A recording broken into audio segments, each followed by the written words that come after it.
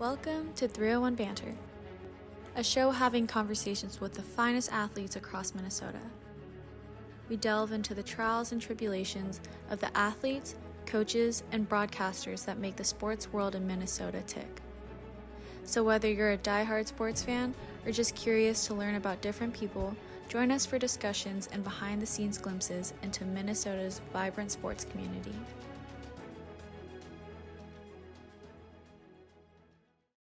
Today on 301 Banter, we are joined by Arizona State gymnast Halle Gregoire, whose career reflects both athletic excellence and academic dedication. Halle trained at American Gold Gymnastics and grew up in Minnesota before continuing her athletic and academic journey at Arizona State University, where she is now a junior majoring in special education. As an all-around gymnast, Halle has delivered impressive performances across multiple events. During her freshman year, she secured 2 event titles, demonstrating her competitive potential early on. Although an injury sidelined her through the first 8 meets of the 2025 season, Halle continued to excel athletically and academically, earning recognition on the 2025 Winter Academic All-Big 12 team. She is also a 2023-24 WCGA Scholastic All-American, underscoring her commitment to success both in the gym and in the classroom. Halle Gregoire joins 301 Banter right now.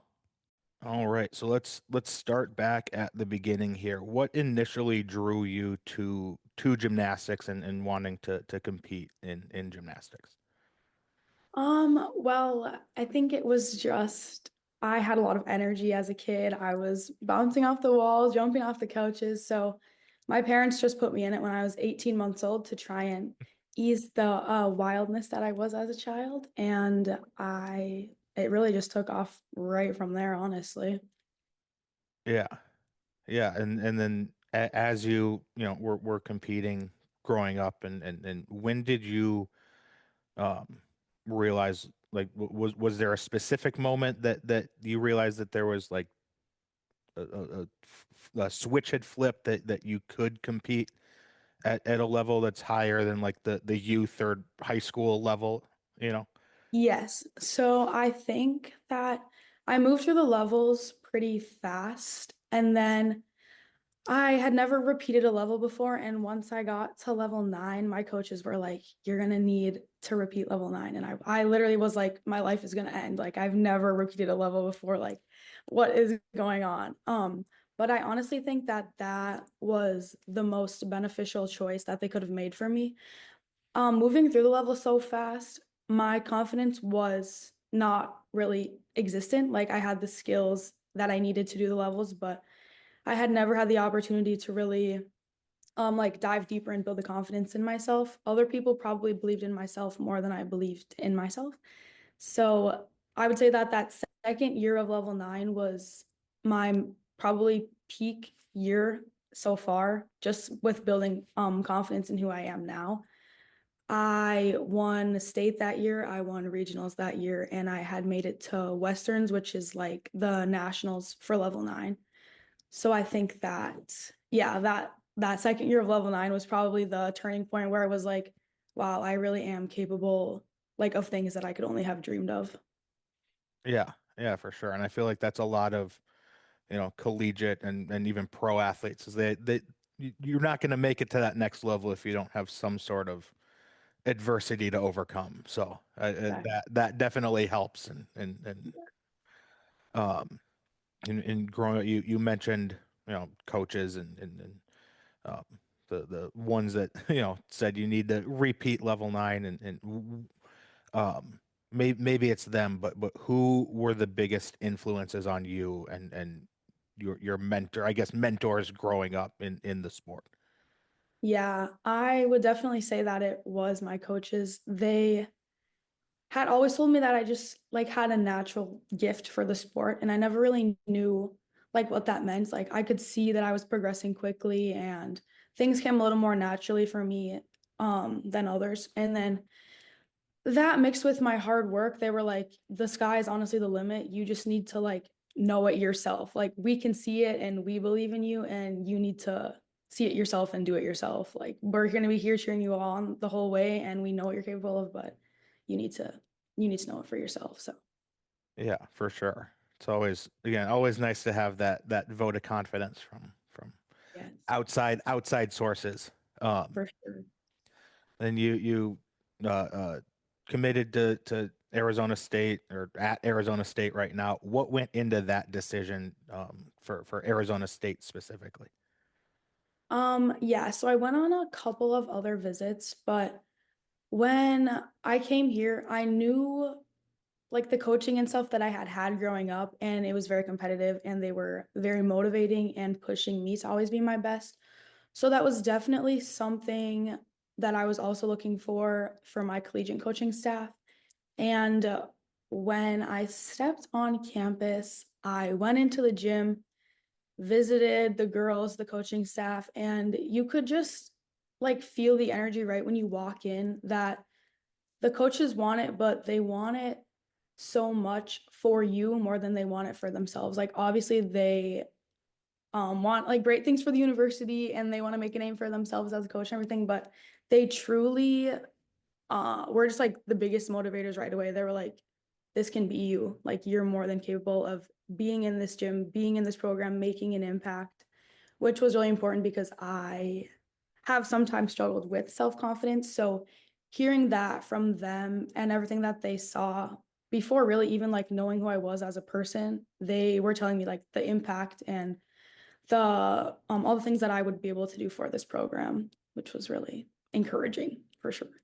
Yeah, and speaking of that, you went, your freshman year at Arizona State, you were, you know made an impact immediately, and um, was it just the coaching staff that was able to help you make that transition, or was there more to it than just the coaching staff?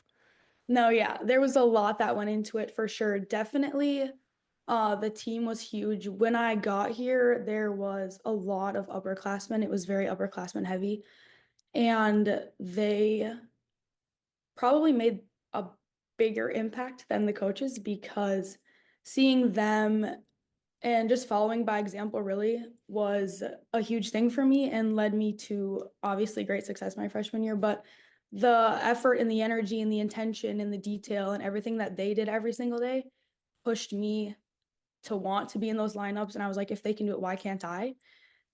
So I kind of got rid of like they helped me get rid of that like freshman mentality right off the bat. And they were like, it doesn't matter what grade you are on this team, like you're just as capable as we are of making lineups. You're just as capable of scoring those high scores and making an impact. So I think that without their leadership and all of the like knowledge that they had to offer, that I my freshman year would not have looked the way that it did. Yeah, and they were able to point pretty quickly to, you did win a couple of events your freshman year, and feel like they were like, see, you did it. And Yeah. so what do you remember about those events, and being able to win those, and what kind of confidence did it help you build? Yeah, that's kind of a loaded question, but it definitely helped me build a lot of confidence. But just knowing that other people see the potential and like they see so much more in you than you see in yourself is like, I don't know even how to explain the feeling, but like just right off the bat, knowing that they were like, you're going to be in these lineups and you're going to do these things. Like it was never like a question. Like they were telling me like, this is what you're going to do. Like, it doesn't matter. You're a freshman. You're going to contribute and you're going to make an impact and you're going to win titles, which was like, yeah, obviously the biggest confidence builder ever. And then winning that first, I think I won a vault title first, was just like unreal because it was, I mean, I couldn't have done it without all of them. And it didn't even like feel like you're not competing for yourself, you're competing for the team. So then when you do experience that individual success, it's like a whole nother level of just like excitement, like, wow, I did it not only for me, but like for the team as well. Yeah, for sure.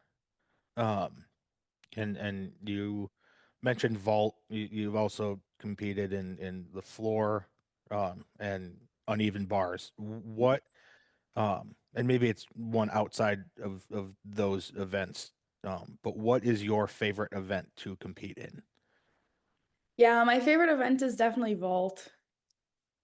Yeah, It's just it's a one and done. You just go and you do it, and that's what it is. There's nothing more that goes into it. So, yeah, it's really satisfying when it's done correct. So, yeah. And then this last year, your sophomore year, again, you had some more adversity to overcome. You were out at the beginning of the season with an injury. Um, what was that process like and having to recover and come back from that? yeah, so it was my first experience with an injury like that that had kept me out, but I honestly think that it taught me a lot about who I was as a person, just because I had never really faced anything like that. My freshman year, I came in, competed in all the meets, had success.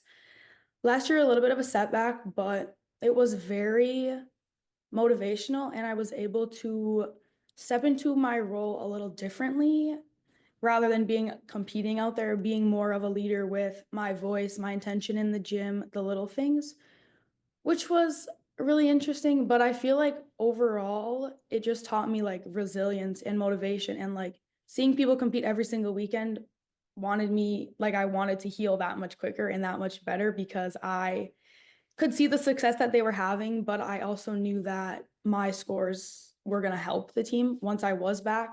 So just making sure that I was really taking care of myself and healing quickly and correctly was a big thing to get back to competing and helping out the team, which was the main goal. Yeah, yeah, for sure. Now, this is again, I had a younger brother that did gymnastics when he was growing up and basically through like elementary school and it is a very individualized team sport. So how do you like balance that with like obviously like baseball is like you're up to bat by yourself, but the defense is playing together in the field. So it's like in gymnastics, you're doing your event by yourself, but all the scores count together. So like how do you guys balance that like individuality with it being a team sport at the same time? Yes, it is very individualized. So I feel like one of the main things that really we talk about and that goes into it is doing your best gymnastics that you are capable of. And then if each of us does our best gymnastics that we're each capable of, all of the routines together will lead off of each other, the scores will build, and that's how you get that good team score at the end. But it is really individualized, yes. There's no defense. It's just each routine against each routine. So yeah, being the best that we can for ourselves leads to scores building off of each other, routines hitting off of each other, and it leads to that team score that we're looking for. Yeah, the defense might be yourself. Yeah. Truly. Um, but yeah, so then again, you're a student athlete at Arizona State. How do you balance the academic side and the athletic side of being a student athlete? It's definitely challenging, but it's also something that we have dealt with our whole entire lives because in high school and elementary school, middle school, you go to your full-time school, after school, you go to practice for 4 or 5 hours, come home, do your homework. So it's really no different in a sense as like it's just routine to us, but obviously, academics comes first, which is something that I also pride our coaches on highly because they do care about who we are more as people and athletes or as students before athletes. So I think just um, really maintaining discipline and time management is a huge thing. Obviously, we do have full busy days with lift, cardio, practice, school, but you get into a routine, and once you figure out your routine that works for you, it's not really, I feel like it's not as challenging as it might look to the outside world. Yeah. Yeah, and you're in your junior year now, so you got, you're So again, as we're recording this, it's coming up on the end of the first semester. So you got 2 seasons left, but a year and a half left of actual, time at Arizona State. When you do look past the graduation, what do you see yourself doing? And is any part of you connected to gymnastics still? Yeah, when I look past it, I do have a little bit, I might have a slight identity crisis after the sport is over, just because it has quite literally been my entire life. I don't remember any part of my life without gymnastics, but I do hope to stay connected to the sport somehow, whether that's coaching or I don't really know. It probably would just be coaching, either at like a club level, maybe a college level one day, but I am also really interested in special ed and making a difference in people's lives that way because I do need to find my purpose other than just gymnastics after this. And I think that being in special ed and working with those kids is also going to be something I'll be able to make a large impact on people's lives in a way that not all people can. So, Yeah, yeah, for sure. And you can definitely do both too. Again, yeah. with school and being an athlete, it's goes back to just time management too, and um, yeah. So I've got one final question here before I'll let you go, and this is a question we ask everybody as the last question that comes on this show. What advice do you have for young gymnasts that are looking to play or compete past the like high school and youth level? Oh boy. I would just say really be your true authentic self and tap into that. Don't let others dictate or try and tell you what you can or can't do. Know what you're capable of and don't ever stop working towards those goals because truly the limits are endless if you just put in that hard work and resilience and don't get down on yourself when things get tough. People have roadblocks. The path to collegiate sports or even stuff after that is never linear. So just know that the path might look a little crooked and you don't know how exactly you're going to get there. But if you just put in that work and get your head down and put the work in, be the best person that you can, you're capable of it all, truly. Yeah, for sure. Well, Hallie, thank you for taking the time today to join us, and good luck this upcoming season and in your senior season too. Thank you. Thank you so much for having me. Massive thanks to Hallie for taking the time to sit down and talk today. We wish her the best of luck in the rest of her gymnastics career. Thanks to everyone who watched this video up until this point. Please leave a like if you like this video, subscribe to the 301 show, and comment down below of someone you want to see on the show next. We'll see you next time. Peace.